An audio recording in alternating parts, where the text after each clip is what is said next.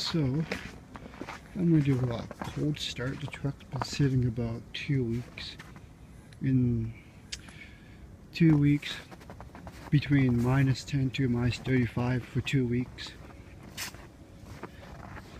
Right now it's -25. We'll see how this goes. It's the first time starting this up in 2 weeks, so.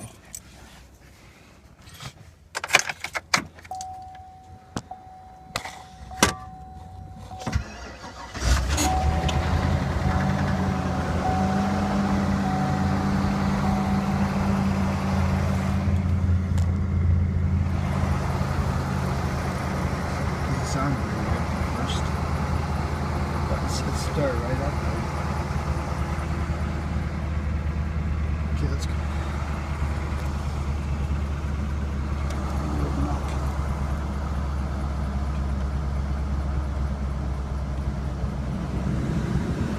We'll let it warm up.